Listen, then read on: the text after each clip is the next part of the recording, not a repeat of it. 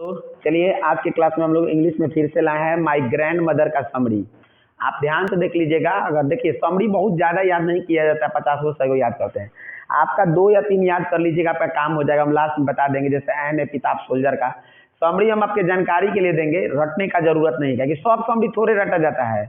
8 को 10 को तार लोग कविता बा, जब एग्जाम में आई तो 3 गो ऑप्शन दी है में से, है में से, है में से लिखो तो आराम से लिखा जाएगा। लेकिन समरी पढ़ने से ना आपका ऑब्जेक्टिव हो जाएगा। हम समरी छोटा लिखते हैं तो ये मत सोचिएगा कि बहुत लोग बड़ा बड़ा लिखता है। बड़ा आप लिख सकते हैं, बस आपको सिखा दे रहे हैं लिखा कैसे जाता है। ना तो के रट ली इतना 50 को समरी रट ली लो बकत चुनर बने। चलो देखिए टॉपिक पर आवे के। देखिए सबसे पहले हम यहाँ पे चैप्टर का नाम लिखे बाबू, माई ग्रैंड मदर हाउस। तो माई ग्रैंड मदर हाउस का मतलब आप लोग जैसे जानते हैं कि हमारे दादी के घर, चाहे मोर दादी के घर, मोरा दादी माँ के घर। माई ग्रैंड मदर हाउस मतलब क्या होला, दादी के घर, मेरी दादी का घर। चलिए सबसे इंपॉर्टेंट देखिए आपका ये रो और ये रो है, वो रो इंपॉर्टेंट नहीं है। इतना में आपका बहुत सारा क्वेश्चन बनेगा। अगर आप 5 मिनट अगर कूल होके समझते हैं तो आपका लाइफ में मतलब बहुत ज्यादा इंग्लिश में दिक्कत होने वाला नहीं है। जरूर मेरे पास बोर्ड हाई क्वालिटी का नहीं है, लेकिन कंटेंट अच्छा है, तो आप कंटेंट पे जाइए ना कि क्वालिटी पे जाइए। चलिए आते दोस्त, इसके राइटर का नाम है कमला दास। अब नामे से मालूम चलता कमला, कमला, सुदामा, ये सब तो इंग्लैंड में हो ना, इंग्लैंड में नहीं तो मारिया, जीको, ऐसा जॉन। तो कमला दास जो राइटर है वो इंडिया की है। तो पहला एक राइटर आप लोग को मिला कि यहाँ पे ये इंडिया की लेखिका है। तो अगर आपसे कोई पूछे कि कमला दास किस देश की है तो भारत की है। भारत का में ना इनका जन्म केरला में हुआ है। केरला, केरल का नाम सुने होंगे आप लोग, केरल का नाम सुने होंगे। चलिए माई ग्रैंड मदर हाउस के लेखक का नाम है कमला दास, जिनका जन्म केरल में हुआ है दोस्त। इनका जन्म हुआ 31 मार्च 1934 में। और आपके बुक में इनका मृत्यु नहीं दिया है, तो गूगल से सर्च मार के इसलिए नहीं लिखेंगे, बकवास करने से कोई फायदा नहीं, वो एग्जाम में नहीं देगा। बस इनका जन्म डिस्क्राइब है, सराज कब बेलबे का कोई जानकारी नहीं है।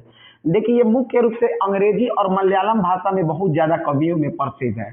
इंग्लिश और मलयालम, मलयालम ना केरला में चलता है, जैसे कि जानते हैं बिहार में भोजपुरी चलता है, तो इंग्लिश और मलयालम। बाद में चलकर ना शुरू में हिंदू धर्म में थी, बाद में चलकर के इस्लाम धर्म 1905 के करीब में अपना ली है।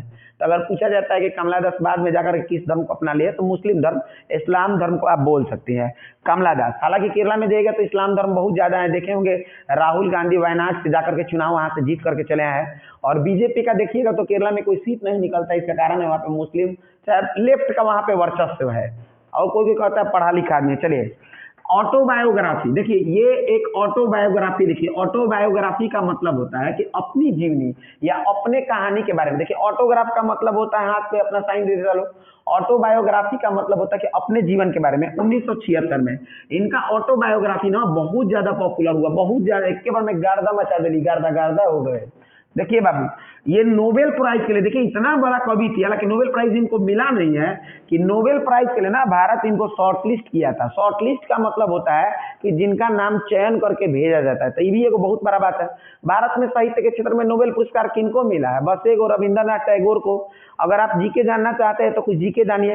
नोबेल पुरस्कार देखिए किन किन क्षेत्रों में दिया जाता है। एक साहित्य के क्षेत्र में दिया जाता है, दूसरा आपका फिजिक्स में, केमिस्ट्री में, मेडिसिन में दिया जाता है, और इकोनॉमिक्स में दिया जाता है। 5 क्षेत्रों में नोबेल पुरस्कार बांटा जाता है।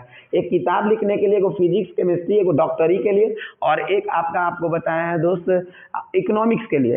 एक नोबेल पुरस्कार जो होता है, जो साहित्य के लिए होता है दोस्त, वो नॉर्वे के शांति के लिए, शांति के लिए दिया जाता है। शांति के लिए जो दिया जाता है वो नॉर्वे की राजधानी ओस्लो में दिया जाता है। बाकी का बचा हुआ स्वीडन में दिया जाता है। चलिए हम लोग आगे बढ़ते हैं। तो नोबेल प्राइज के लिए इनको शॉर्टलिस्ट किया गया था, लेकिन नोबेल पुरस्कार इनको मिला नहीं है, लेकिन भारत ने इनका नाम छाटा है, यही बहुत बड़ा बात है। ये एक शॉर्ट स्टोरी लेखिका है। शॉर्ट स्टोरी का मतलब छोटी छोटी कहानियों को लिखते हैं, लघु कथाकार। आपका इंग्लिश का है, हम हिंदी बोल रहे हैं तो हिंदी कौन बोलेगा। ऑटोबायोग्राफी के लिए भी काफी ज्यादा प्रचलित है। और इनका कविता जो होता है ना, प्यार से भरा रहता है, लव से। प्यार के मतलब ना कि चुबुर चुबुर अला कि तू तारा पर, प्यार के मतलब बोला दोस्त माँ बाबा का भी। देखिए दादी माँ का इनका प्यार इस कविता में झलकेगा। तोरा लोग के तो प्यार कहते हैं मालूम चलिए, अच्छा नंबर लेवे के बाद तो बर्बाद हो जी बोलो बाबू। देखो बाबू आगे देखिए, यहाँ पे इनकी कुछ प्रमुख किताबें, ये देखिए ये प्रमुख किताबें याद करते हैं तो जीके हो गया, आपका काम पड़ेगा। समर इन कोलकाता एक प्रतिदिन का किताब है।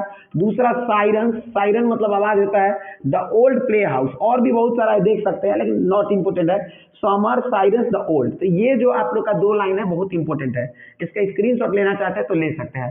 बाकी हम समरी बता रहे हैं, समरी मेरा बहुत शॉर्ट होता है, तो आप उस शॉर्ट पर मत जाइए, हम लॉन्ग करने का विधि बता देंगे। देखिए my grand mother house is written by Kamala Das. My grand mother house जो है वो लिखा गया है कमला दास के द्वारा लिखा गया है। कमला दास ऐसा जान गए। इन दिस पोएम, इस कविता में she writes about grand mother house.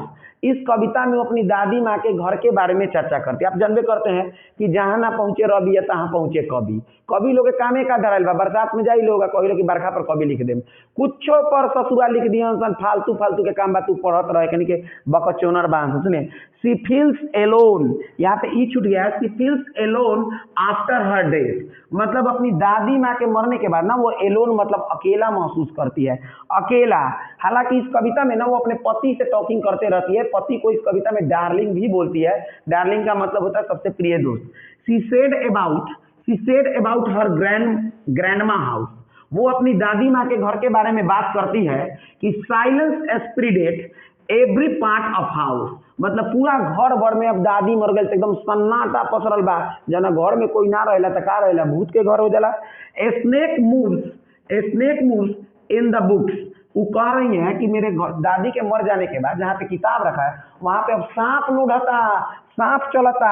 She was too young to read this books. इस लाइन का अर्थ हो गया कि वो जो बहुत ही छोटी थी तो इन किताबों को पढ़ती थी, बहुत छोटी थी।